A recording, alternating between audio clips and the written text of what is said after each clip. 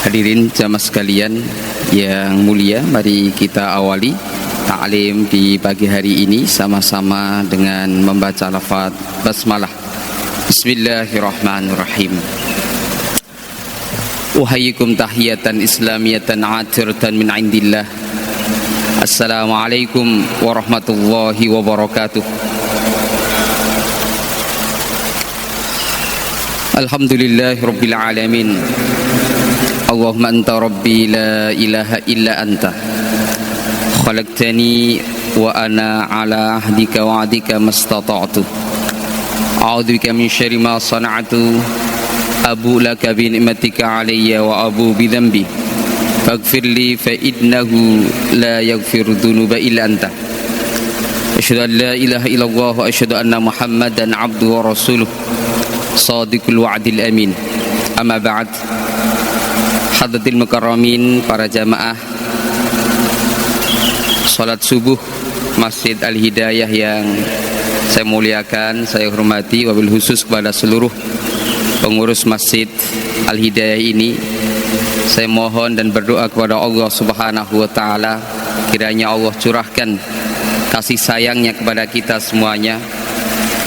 Allah jadikan seluruh DKM Masjid Al-Hidayah ini hamba-hamba Allah yang penyayang, hamba yang disebutkan dalam Al-Quran ibadur rahman, sehingga memberikan pelayanan-pelayanan terbaik untuk kita semuanya, untuk mengabdi kepada Allah Subhanahu wa taala dalam setiap amal ibadah kita.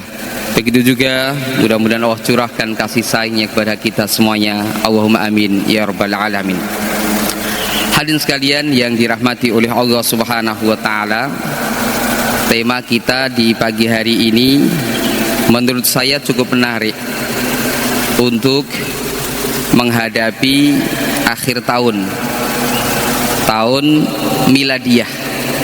Milad itu apa? Milad kelahiran, ya.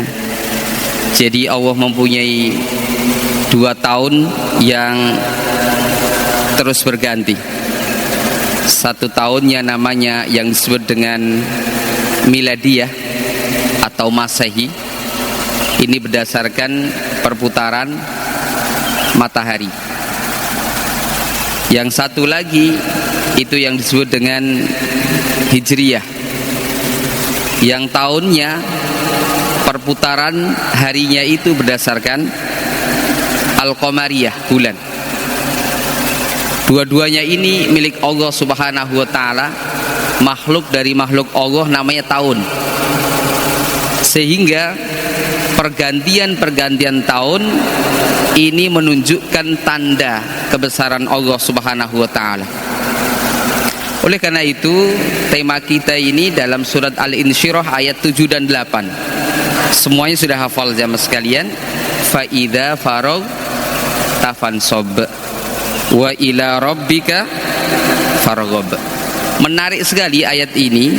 Kenapa? Karena ayat ini turun di Mekah saat Nabi SAW berdakwah, tapi dakwahnya tidak diterima oleh seluruh kalangan masyarakat Mekah khususnya saat itu, sehingga Nabi malah dibuli, ya, bahasa anak muda sekarang dibuli, dicaci maki, direndahkan.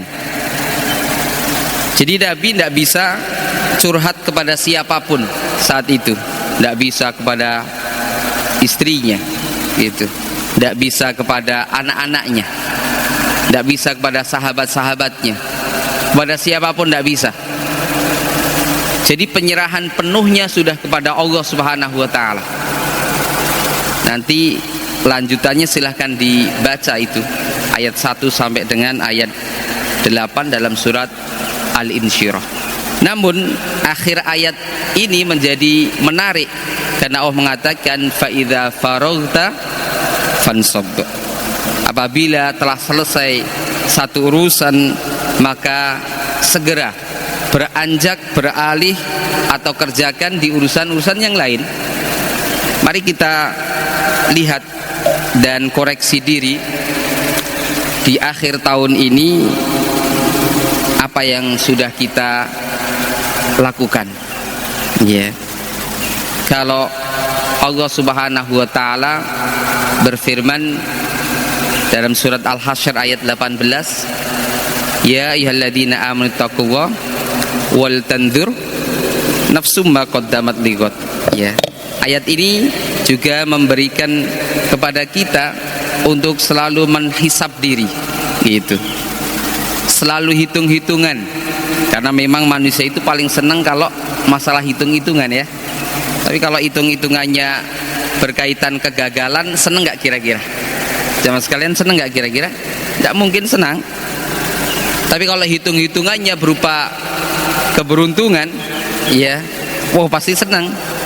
Begitu juga hidup ini kan hitung-hitungan, ya.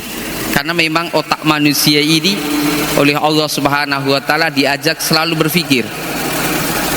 Misalnya Allah abadikan itu dalam surat Al-Imran itu ya. Nanti bisa dilihat 190 ayat 190. Allah Subhanahu wa taala berfirman, A'udzubillahi minasyaitonirrajim. Bismillahirrahmanirrahim. Inna fi khalqis samawati wal ard wa ikhtilafil laili wan nahar la ayatin liulil albab. Ya. Sesungguhnya di setiap penciptaan langit dan bumi dan silih bergantinya siang dan malam. Jadi memang pergantian-pergantian itu sudah sunatullah, termasuk pergantian akhir tahun. Tapi masalahnya pergantian akhir tahun atau pergantian setiap detiknya, setiap menitnya, setiap jamnya, setiap pekannya, setiap bulannya, bahkan setiap tahunnya, apakah ada karya yang sudah kita persembahkan untuk Allah Subhanahu wa taala atau belum?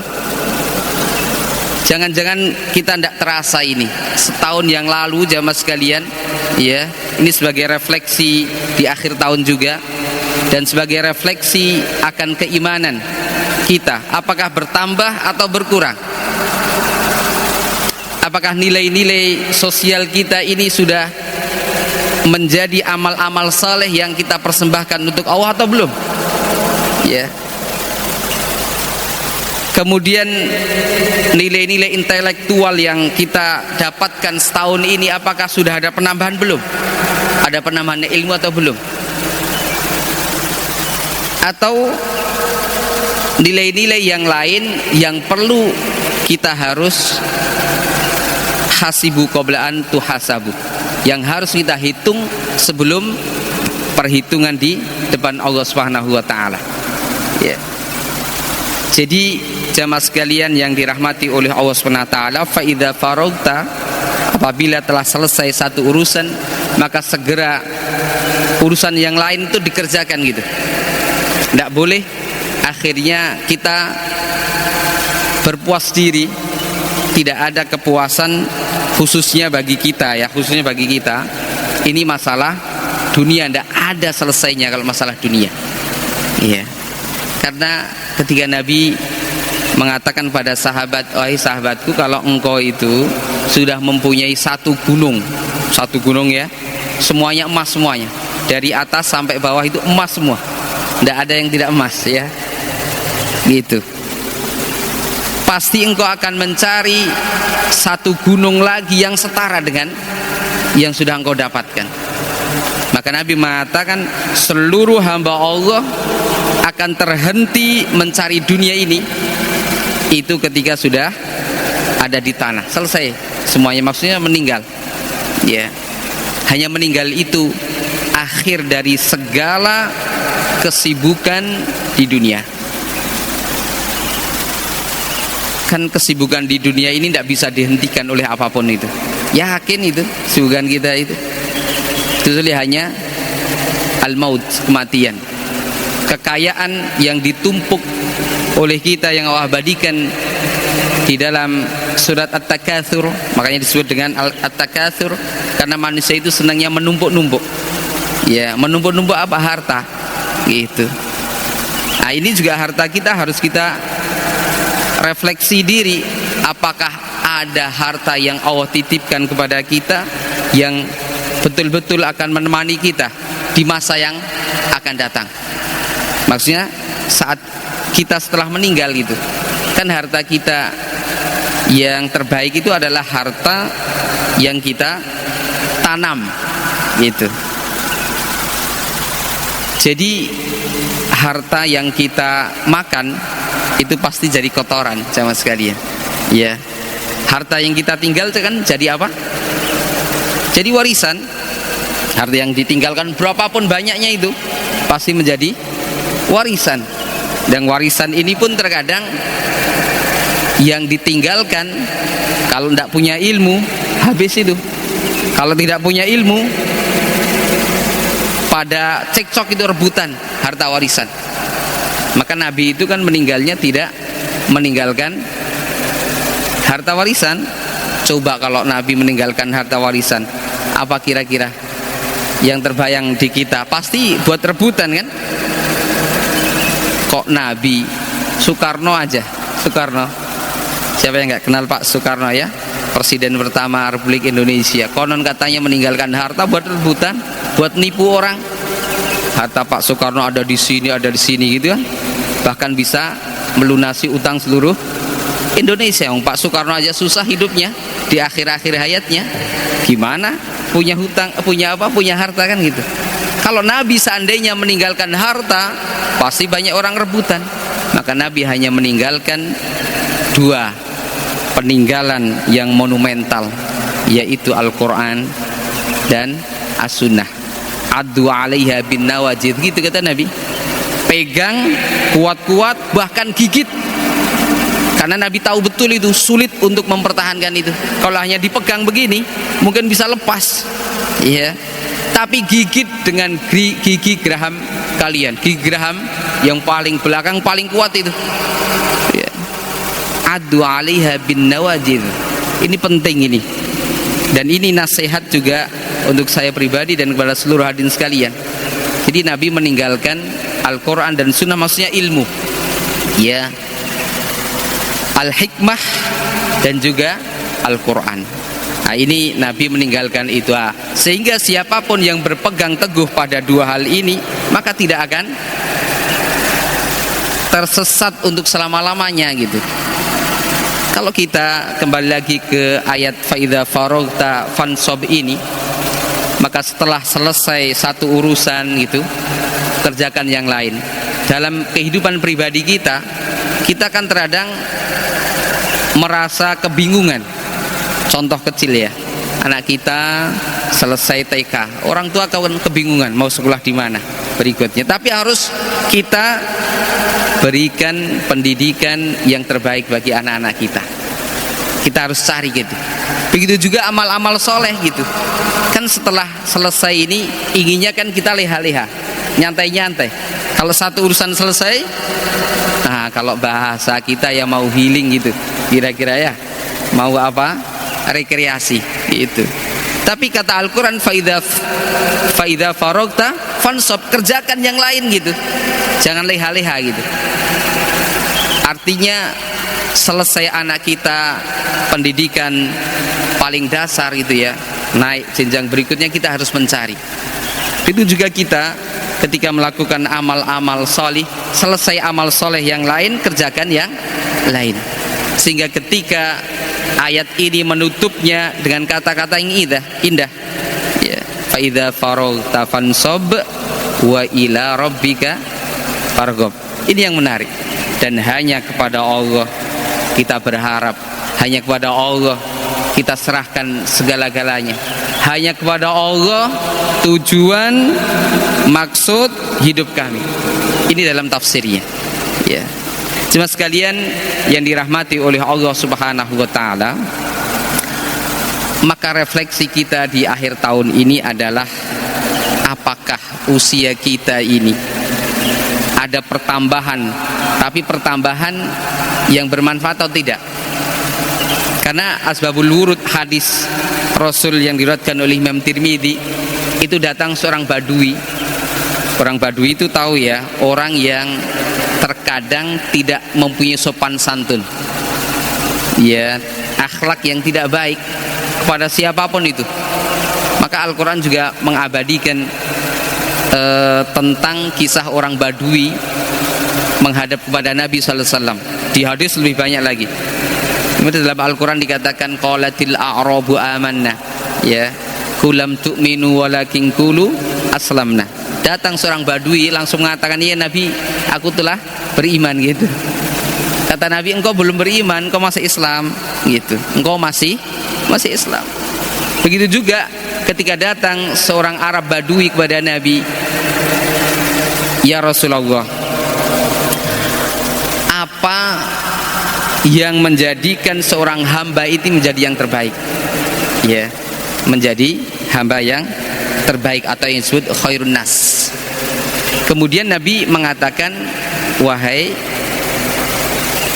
sahabatku Arab Badui, yang disebut dengan khairun nas, manusia yang terbaik itu adalah man tola umruhu, yaitu usia yang dipanjangkan, wahasuna amaluhu, dan menjadi terbaik amal-amalnya itu." Lihat, Nabi ketika memberikan solusi kepada seorang Badui ini, yang pertama, manusia terbaik itu yang dipanjangkan umurnya. Kira-kira umur kita bisa dipanjangkan nggak jamaah sekalian? Pertanyaan kita, usia kita atau umur kita bisa dipanjangkan atau tidak? Bahkan usia kita melampaui usia kita sesungguhnya. Bisa nggak kira-kira? Yang disebut dengan mantola umurhu itu, yang dipanjangkan usia, ini berkaitan tentang amal jamaah sekalian. Ternyata usia kita bisa melampaui usia kita berlipat-lipat, mungkin ribuan tahun atau ratusan ribu tahun. Kok bisa? Ya ini tadi, sebaik-baik manusia adalah mantola umruhu. Maksudnya apa? Maksudnya amal kita ini harus amal yang ada karya yang bisa diduplikat oleh siapapun. Dalam skop paling kecil, bagaimana kita menduplikat anak-anak kita menjadi anak-anak yang solih, ya, dan solihah. Ini sesungguhnya yang akan memanjangkan usia kita. Kita sudah meninggal ya jamaah sekalian, kita investasikan anak-anak kita ini di pendidikan yang menghantarkan dirinya mengenal Allah, mengenal nabinya, mempelajari Al-Quran gitu. Sehingga ini menjadi amal soleh yang Nabi katakan sebaik-baik manusia adalah yang dipanjangkan usianya. Dan ini akan melampaui sampai kapanpun jamaah sekalian, sampai dunia ini tidak ada. Wahasuna amaluhu, dan amal-amalnya menjadi amal-amal yang ahsanu amalah, sebagaimana Al-Quran sebutkan. Jadi ahsanu amalah, ini yang harus kita lakukan jamaah sekalian. Jangan akhirnya kita tidak menghisab diri apa yang telah Allah berikan kepada kita. Perlu setahun ini ya, yang jumlahnya 360 atau 365 hari, kita yakinkan pada diri kita bahwa tahun-tahun yang lalu, hari-hari yang lalu, bulan-bulan yang lalu, ini sudah ada karya yang akan memanjangkan usia kita. Walaupun usia kita mungkin hanya sebentar. Usia kita, kata Nabi, baina sittin wa sab'in, fadhalika ziyadah. Usia hamba Allah atau umat Nabi Muhammad SAW itu hanya sebentar, 60 sampai 70. Setelah 70 itu ziyadah dari Allah SWT. Ziyadah ini bisa ziyadah kebaikan gitu ya, bisa ziyadah yang tidak baik. Makanya ada ayat yang menarik ya, nanti bisa dilihat misalnya dalam surat Al-Ahqaf ayat yang ke-15 ya. Kemudian surat Al-Isra ayat 23. Ini kan Allah katakan dalam surat Al-Ahqaf itu, falamma balagha asyuddahu wa balagha arba'ina sanah gitu. Ketika usia kita ini sudah mencapai 40. Jadi 40 ini hitungan yang paling ideal untuk kita menambah daya gedor ibadah kita kepada Allah SWT. Karena kira-kira usia 40 tahun itu sudah banyak yang dia lakukan gitu. Maka seluruh nabi dan rasul puncak kesuksesannya itu di usia 40 tahun. Itu ayat surat Al-Ahqaf ayat yang ke-15. Falamma balagha asyuddahu wa balagha arba'ina sanah. Setiap usia yang sudah bertambah itu, terutama mulai dari 40 tahun. Kan Nabi itu 40 tahun sudah, bahasa ekonominya pasif income ya. Di sini sudah ada yang 40 tahun? Hah? Jamaah sekalian sudah ada? 40 tahun semua ya? Atau belum ada? Ah, itu berbahagia. Kalau belum ada 40 tahun, ya. Kan 40 tahun itu bagi kita mungkin baru semangat-semangatnya ya kan, semangat-semangatnya mencari segala-galanya itu. Tapi ayat ini yang menarik dalam tafsirnya, ketika 40 tahun sudah salah di dalam kita melangkah, maka kesulitan kita untuk mencari Tuhan, kesulitan kita untuk mencari Allah Subhanahu wa taala. Ini menariknya ya.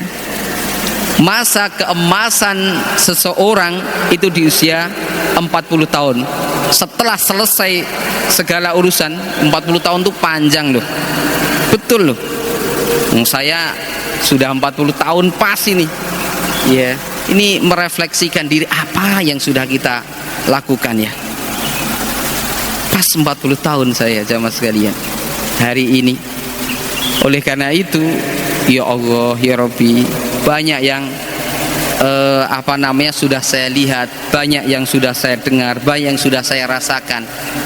Pahit getirnya hidup sudah itu saya jalani 40 tahun.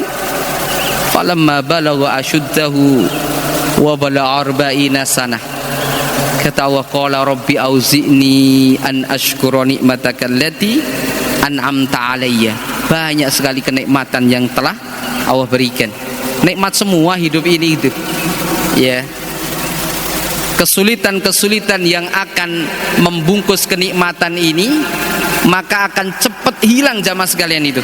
Ketika kenikmatan sedikit kita dapatkan. Maka kita selalu berdoa ya. Dan ini investasi yang mahal doa itu. Kalau kemarin ada hari ibu gitu ya, maka kita selalu mengatakan hari ibu itu milik kita setiap hari. Ada sebuah perkataan ulama ya, bahkan mungkin athar ini, doa yang terbaik kepada orang tua itu adalah doa ketika fi kulli duburi shalah. Kalau ini hadis, fi kulli duburi shalah itu maksudnya adalah di akhir sebelum kita salam. Ini doa kita kepada kedua orang tua kita. Rabbighfirli wali walidayya warhamhuma kama rabbayani shaghira, walaupun telah meninggal. Dan ini harus kita wasiatkan kepada anak-anak kita. Fi kulli duburi shalah diantaranya adalah berdoa untuk kedua orang tua kita. Nah, ini menarik gitu. Jadi tidak ada akhirnya kita menyayangi ibu kita, menyayangi siapapun ini bulanan, tahunan, enggak. Tapi adalah setiap saat, minimal setiap hari 5 kali kita doakan itu. Belum sholat sunnah yang lain, ya kan? Kalau jamaah sekalian qiyamul lail misalnya, sampai berkali-kali itu qiyamul lail. Belum nanti sholat sunnah-sunnah yang lain, belum sholat duha, belum syukrul wudhunya, belum tahiyatul masjidnya. Masya Allah, betapa indah kita saling mendoakan itu. Nah, ini refleksi juga bagi kita, apakah setahun yang lalu kita sudah investasi dalam doa atau belum. Jangan-jangan kita lupa, kita dicap oleh Allah sesungguhnya ketika kita sudah berdoa. Dalam surat Al-Furqan ayat 72 ya, sudah hafal ya semuanya sama sekalian, yang tadi juga dibaca oleh imam kita dalam doa tadi, Rabbana hablana min azwajina. Ini doa investasi juga loh jamaah sekalian. Investasi pertama investasi tentang kepemimpinan. Ini penting, ini kita sampaikan. Jadi kita ini investasi kepemimpinan itu sudah jauh-jauh kita doakan. Terkadang kita nangis itu jamaah bukan karena kita ini banyak masalah, bukan.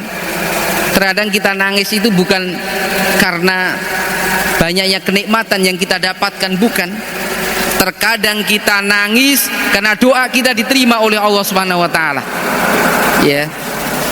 Makanya di antara doa mudah-mudahan yang kita terima, kita mohon kepada Allah agar diri kita menjadi pemimpin, zuriyah kita menjadi pemimpin, dan juga ke depan ada pemimpin yang muttaqina imamah. Ini harus kita kaji betul, karena sifat dari ibadur rahman, hamba-hamba Allah yang penyayang itu diantaranya investasi doa. Rabbana hab lana min azwajina wa dzurriyyatina qurrata a'yun. Apa kata Allah? Waj'alna lil muttaqina imama. Ini penting nih.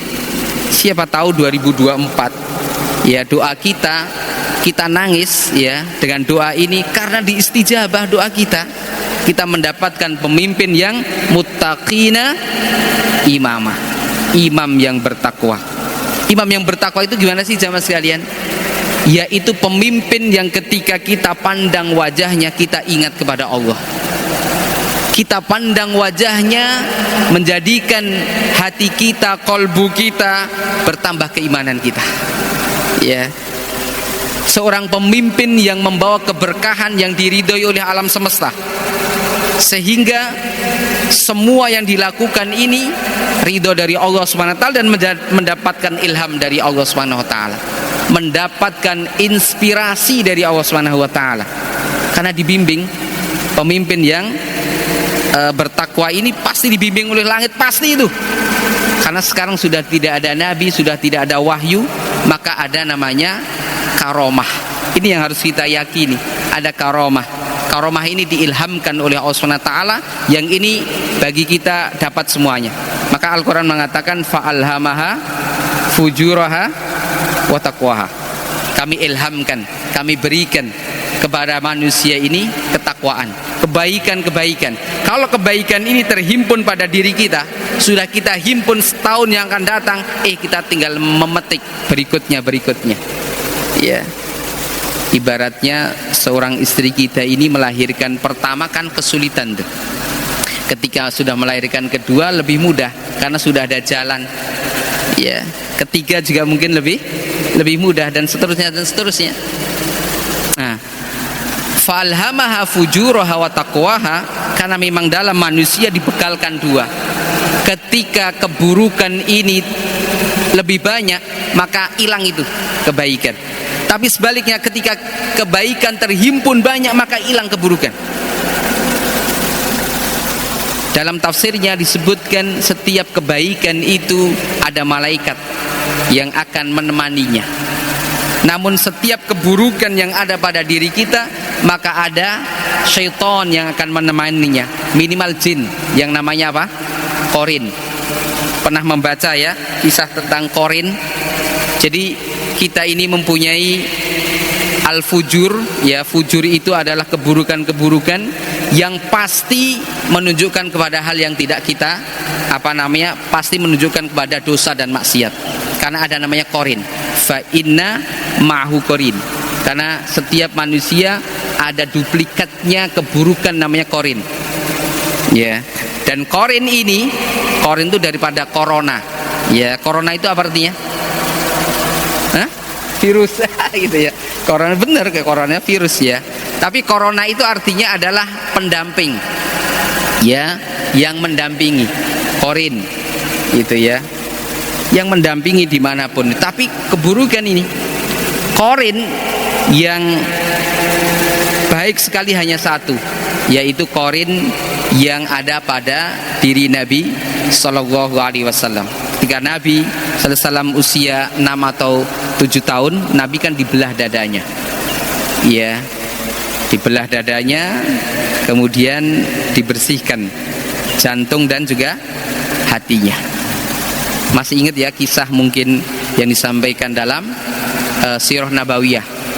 Kan ada yang mengajar ya di sini Sirah Nabawiyah, pasti sesampai itu.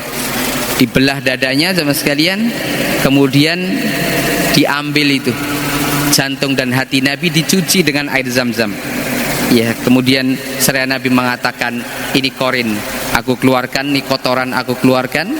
Dan korin ini akhirnya dijinakan dengan izin Allah SWT, sehingga apa yang dilakukan Nabi itu pasti kebaikan. Maka Nabi selalu terjaga walaupun dalam tertidur. Ya, jadi tidurnya Nabi akhirnya tidak seperti tidurnya kita. Bahkan Nabi itu ada satu ayat yang dikatakan Nabi seakan-akan tertidur. Itu turun ayat, yaitu dalam surat Al-Kautsar, inna a'tayna kal kautsar. Jadi seakan-akan Nabi tertidur, tersender gitu. Tapi turun ayat itu. Ketika turun ayat itu, Nabi SAW tidurnya tidak seperti tidurnya kita. Ya, suatu saat jamaah sekalian, Nabi SAW itu memohon atau meminta kepada Aisyah radhiyallahu anha, wahai Aisyah, malam ini aku izin, ya, aku izin, aku hanya ingin berdua dengan Allah Subhanahu wa taala. Aisyah radhiyallahu anha mengatakan, wahai baginda Nabi, berarti aku tidak bisa melayani engkau dengan sebaik-baiknya. Ya, nanti ada kisah kenapa Aisyah itu akhirnya terlambat untuk mengqadha puasa Ramadan, sehingga Nabi sallallahu alaihi wasallam nanti akan bersabda, ya, wahai Aisyah, tidak ada qadha salat, yang adanya adalah qadha puasa. Umirtu an aqdiyas shaum wal aqdiyas shalah. Aku diperintahkan kepada Nabi itu untuk mengqadha puasa, bukan mengqadha salat. Karena ternyata Aisyah ini cintanya kepada Nabi luar biasa. Alasan kenapa Aisyah radhiyallahu anha itu terlambat mengqadha saum Ramadannya sudah di akhir-akhir, ternyata alasannya itu khidmatnya kepada Nabi luar biasa. Khidmat seorang istri kepada sang suami. Karena istri itu masuk surga diantaranya khidmat kepada suami. Ya, selama suami merintahkan kebaikan. Nah, saat itu Nabi mengatakan, wahai Aisyah, aku ingin berdua dengan Allah Subhanahu wa taala. Itu dijalankan, dilakukan Nabi Shallallahu alaihi wasallam di tengah malam. Ya. Saat itu Aisyah juga ada ya, tapi sedang berbaring, sambil berbaringan. Nabi terus itu berdoa. Dalam doanya Nabi itu selalu nangis itu. Setiap doa nangis itu. Ya. Di antaranya ayat ini, surat Al-Insyirah ini. Ya. Kan surat Al-Insyirahnya itu ayat pertamanya gimana? Alam nashrah laka sadrak. Ya. Bukankah aku ini Muhammad telah melapangkan dada engkau. Wa wada'na anka wizrak. Kan Nabi punya beban-beban yang luar biasa, beban dakwah, ya, beban wahyu, beban keluarga, beban sahabat-sahabat itu. Wa wada'na anka wizrak alladzi anqadha dhahrak, ya, yaitu yang memberatkan punggung-punggung engkau. Jadi kira-kira begini Nabi ajarkan kepada kita ini, kita ngangkat paling kuat di dalam tubuh kita menggunakan mana? Ketika ngangkat menggunakan tangan. Oh ya, menggunakan tangan juga kuat. Ya, tapi kan nggak sekuat ketika beban itu kita kasihkan di dalam pundak kita. Ya. Ketika pundak kita sudah tidak kuat, maka biasanya punggung itu. Maka orang yang mengangkat sampai membungkuk, ya, itu sesungguhnya filosofi indah dalam hidup kita. Sesungguhnya ketika beban itu sudah berat, maka engkau tidak akan kuat itu. Kata Allah, segerakan engkau untuk rukuk dan sujud gitu, biar beban yang ada di dalam pundak engkau, beban yang ada di punggung engkau itu jatuh gitu. Kalau kita punya beban di pundak kita gitu ya, mungkin ketika kita berdiri seakan-akan kuat itu. Ini persis filosofi seorang ayah, yang ayah itu tidak pernah mau cerita kepada keluarganya kesulitan ekonominya. Ya, sudah pusing itu. Oh, ayah jadikan badan ini tameng itu luar biasa. pokoknya anak itu ceria, istri kita ceria, tapi tidak tahu gitu. Nah, wada'na anka wizrak alladzi anqadha dhahrak, lihat kata Allah wa rafa'na laka dzikrak. Sampai wa rafa'na laka dzikrak ini Nabi sallallahu alaihi wasallam itu nangis. Aisyah radhiyallahu anha yang saat itu melihat gitu ya, itu kenapa Nabi banyak sekali menangis, selesai doa menangis, angkat tangan menangis. Itu dilakukan Nabi sampai subuh ya, sampai Bilal bin Rabah radhiyallahu an itu mengumandangkan azan, itu Nabi masih ngangkat tangan nangis lagi. Wa rafa'na laka dzikrak ya. Terus ayat berikutnya gimana?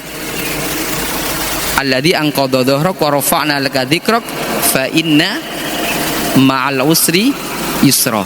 Inna ma'al usri yusra. Saya ingin katakan jamaah sekalian, sesulit apapun tahun-tahun lalu itu satu kesulitan yang Al-Quran mengatakan al-usr. Al-usr itu satu kesulitan. Kalau kita belajar bahasa Arab jamaah sekalian, ada alif lam yang mengikat satu kata, berarti kata yang dimaksud itu adalah hanya satu ya, al-usr, satu kesulitan. Tapi berikutnya Allah katakan yusr ya, user. Makanya kalau kita mau membuka sesuatu ditanya username-nya apa, biar mudah untuk melangkah ke berikutnya gitu ya. User itu artinya adalah kemudahan-kemudahan, itu tidak diikat oleh Allah SWT dengan alif lam ya. Kenapa tidak diikat? Karena Allah tahu betul ketika satu permasalahan itu akan banyak solusi yang didapatkan. Caranya gimana? Kira-kira caranya gimana? Biar satu kesulitan tapi banyak solusi. Tidak ada kata lain yaitu mendekat kepada Allah, sebagaimana Nabi angkat tangan nangis terus itu. Ayat ini menjadikan Nabi nangis karena Allah takkid kembali fa inna ma'al usri yusra, inna ma'al usri yusra. Kira-kira ayat ini ketika dalam pandangan kita satu kesulitan itu banyak sekali solusi, maka yakin itu ya. Maka itulah yang tadi saya sampaikan, terkadang kita nangis itu bukan karena banyak masalah, bukan karena banyak kenikmatan yang kita dapatkan, tapi karena doa kita diterima oleh Allah Subhanahu wa taala. Ya, bertahun-tahun kita doa, bertahun-tahun kita memohon kepada Allah, ya Allah, baru ini diistijabah. Di antaranya punya anak soleh, solehah. Di antaranya mungkin sebentar lagi kita akan mempunyai pemimpin yang lil muttaqina imamah. Boleh kita nangisnya karena doa kita diterima oleh Allah Subhanahu wa taala. Sampai subuh Nabi sallallahu alaihi wasallam itu nangis, angkat tangan nangis itu. Ternyata nangisnya Nabi itu karena bukan banyak kenikmatan yang didapat, yaitu doa diterima oleh Allah Subhanahu wa ta'ala. Nabi nangis sampai Bilal bin Rabah bertanya, ya Rasulullah, engkau ini kan sudah dijamin tuh masuk surga, kenapa engkau masih menangis ya Rasul? Kata Nabi, wahai Bilal, apakah aku tidak boleh menangis gitu? Ini Nabi mengatakan begitu kepada Bilal bin Rabah radhiyallahu anhu. Aku menangis ini karena doaku diterima oleh Allah Subhanahu wa ta'ala ya. Nabi yang lama berdoa itu ketika Nabi memohon kepada Allah agar dipindahkan kiblat dari Baitul Maqdis kemana? Ke Mekah ya. Nabi kan selalu mengangkat tangannya, qad nara taqalluba wajhika fis sama gitu. Aku melihat betul kedua tangan engkau diangkat ke langit ya Muhammad. Apa gerangan gitu? Nabi akhirnya mengatakan, ya Allah, aku memohon kepada engkau agar dipindahkan kiblat dari Baitul Maqdis ke Mekah gitu. Itu lama Nabi berdoa itu. Berapa lamanya Nabi? Sampai 17 atau 18 bulan. Bayangkan Nabi itu. Jadi Nabi pernah berkiblat ke Baitul Maqdis berapa? Ada yang mengatakan 16, ada 17 gitu ya. Rentangnya begitulah. Kira-kira 1,5 tahun kira-kira. Itu Nabi berdoa. Kita berdoa itu baru beberapa kali ya, beberapa hari. Ini Nabi sampai tahunan berdoa itu, baru diistijabah oleh Allah Subhanahu wa taala. Kita sudah pesan, ya kita sudah bosan. Baru beberapa kali ya. Kok nggak diistijabah? Oh, kita Nabi bukan, ya keturunan Nabi iya kita. Bukan keturunan kera atau monyet kita itu, tapi keturunan Nabi iya. Maka jangan pernah minder dengan orang-orang yang melabelkan dirinya keturunan Nabi. Ya, ya mereka orang solih gitu, yang solih. Tapi yang keturunan Nabi juga ada yang bahlul juga ya kan? Keturunan Nabi langsung. Mana contohnya Ustadz? Kan'an, keturunan Nabi Nuh alaihissalam itu langsung menjadi bahlul kan? Menjadi hamba Allah yang apa? Yang ingkar. Walaupun Nabi Nuh kecewa juga itu ya. Nabi Nuh kan akhirnya ketika melihat kelakuan anaknya Kan'an yang diharapkan Kan'an ini nanti punya keturunan juga itu ternyata ya, yang menghuni mana? Yang menghuni Palestina yang ada Baitul Maqdis itu adalah nama suku ya, yaitu yang dijadikan akhirnya Palestina itu nama suku. Artinya sebelum Israel atau Yahudi datang itu sudah ada keturunan Kan'an itu ya, yang menghuni di mana? Di Palestina gitu. Ini kan rebutan raja sama raja kan, terus menerus gitu. Kalau dilihat perang itu nggak selesai itu dari sejak dulu itu Palestina itu, sampai dibebaskan oleh Umar bin Khattab radhiyallahu anhu juga belum selesai, terus perang sampai dibebaskan oleh Salahuddin Al-Ayyubi, sampai Salahuddin Al-Ayyubi meninggal. Sampai hari ini nggak selesai itu ya. Nah, jamaah sekalian yang dirahmati oleh Allah Subhanahu wa taala, jadi refleksi kita bahwa faidza faraghta fansab wa ila rabbika farghab, kita harus menghadapi ya ke depan itu dengan harapan-harapan, dan kita memohon kepada Allah agar terus ada perubahan di dalam diri kita ya, di dalam keluarga kita. Perubahannya harus perubahan jauh lebih baik, karena konsep kita, konsep dalam Islam adalah hari ini harus jauh lebih baik daripada hari kemarin. Hari ini sama dengan hari kemarin, itu yang disebut apa? Khosir. Sama saja, sama loh jamaah sekalian, itu khosir. Maka konsep dalam Islam hari ini harus jauh lebih baik daripada hari kemarin, dan itulah konsep orang-orang yang sukses, orang-orang yang muflihun ya, orang-orang yang beruntung. Beruntung hidup di dunia ini, beruntung setelah hidup di dunia ini, beruntung saat ada di kuburan, beruntung kita saat setelah ada di kuburan, terus itu beruntung sampai kita kembali ke rumah kita asli ya. Kan kita menyebut rumah kita hanya baiti jannati kan gitu, karena surga itu sudah dibangun sejak di dunia ini ya. Apa fungsinya ada amal solih ya, kalau bukan amal soleh kita yang ditumpuk-tumpuk, apa coba? Masa yang akan kita tumpuk kemaksiatan? Masa yang akan kita tumpuk adalah dosa? Kan tidak mungkin, logika akal kita tidak mungkin jamaah sekalian, karena kita inginkan berubah, berubah yang kelebih baik ya. Hari ini harus jauh lebih baik dari hari kemarin. Nah, ini refleksi kita sekali lagi jamaah sekalian. Tahun 2023 ini adalah tahun juga milik Allah gitu. Ayo kita tingkatkan dan kita siapkan faidza faraghta, apabila selesai satu misi ya, satu karya, maka buat misi berikutnya, buat visi berikutnya ya, buat karya berikutnya. Karena Allah senantiasa mengatakan ulul albab ya, inna fi khalqis samawati wal ard wa ikhtilafil laili wan nahar la ayatil lil albab.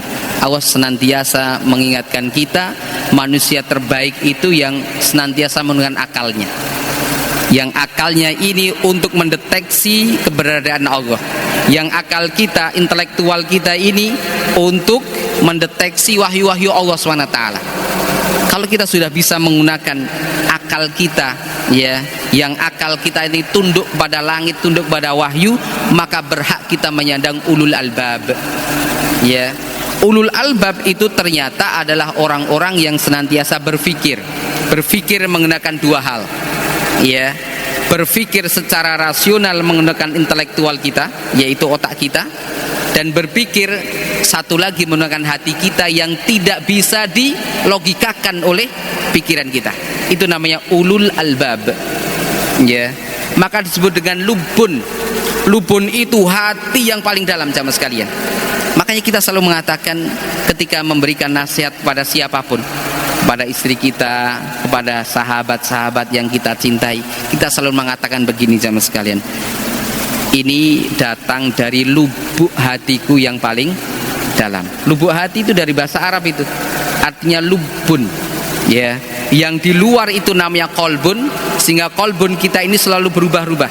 Maka Nabi ajarkan doa, ya muqallibal qulub, kan gitu. Itu hati yang selalu berbolak-balik.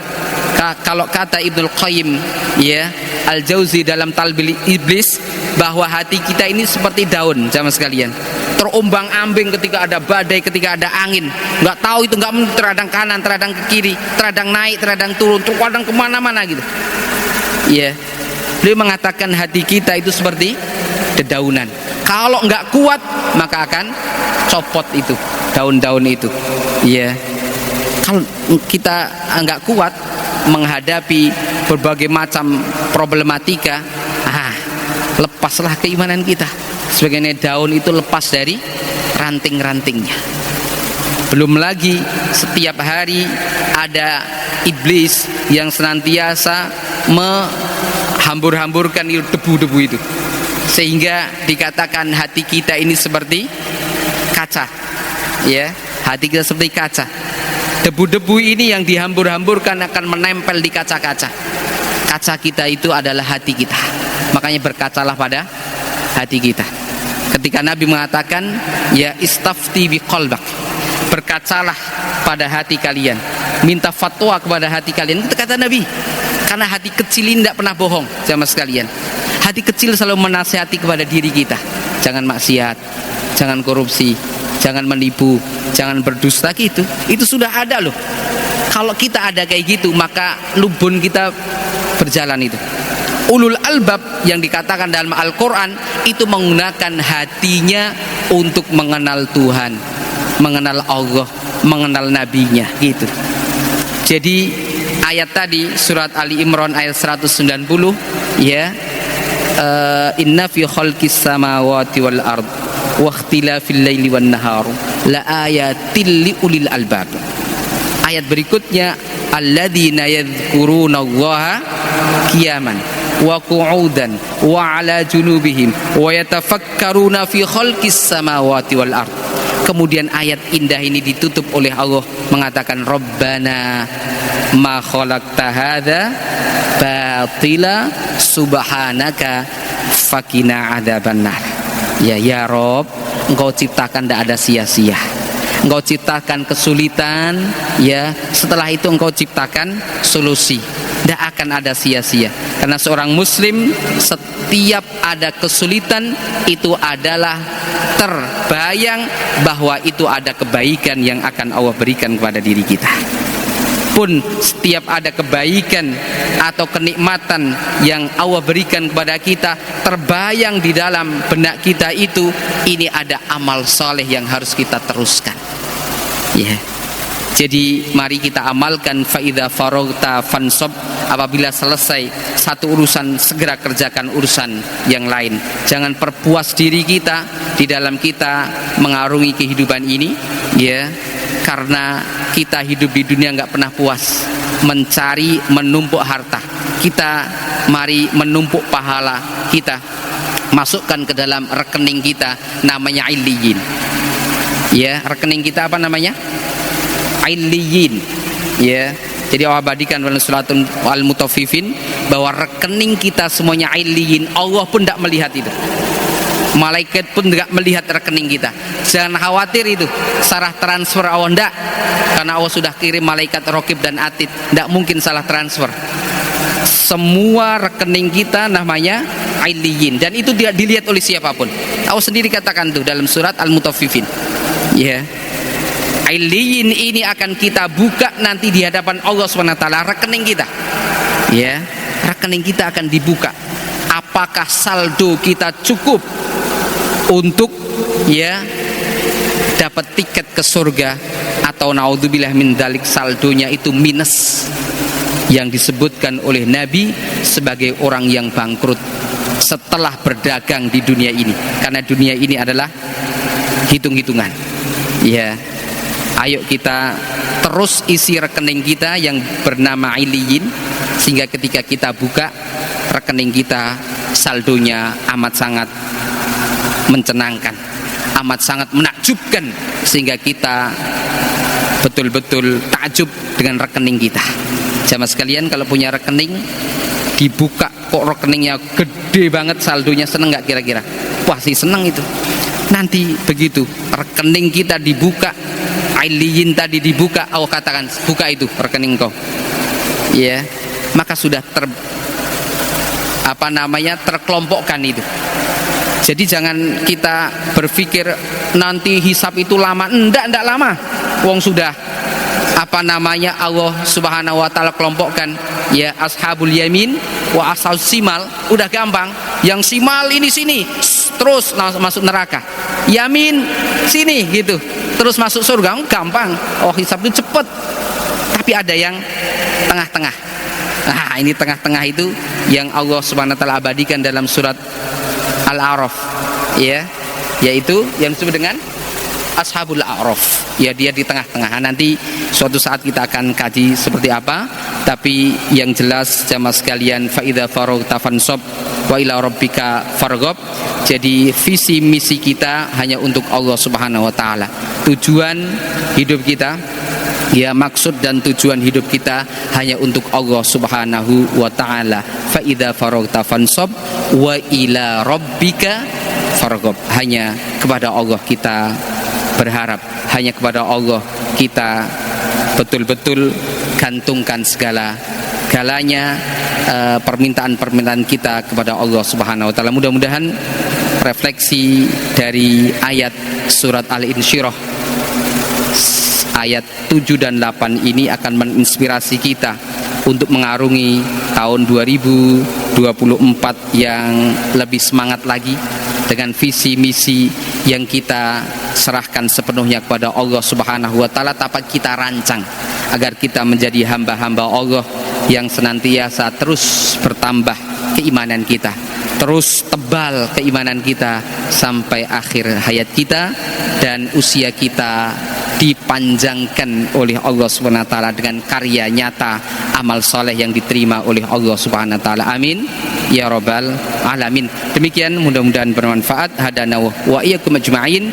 Kita akhiri dengan doa kafaratul majelis. Subhanaka Allahumma wa bihamdika asyhadu an la ilaha illa anta astaghfiruka wa atubu ilaik. Assalamualaikum warahmatullahi wabarakatuh.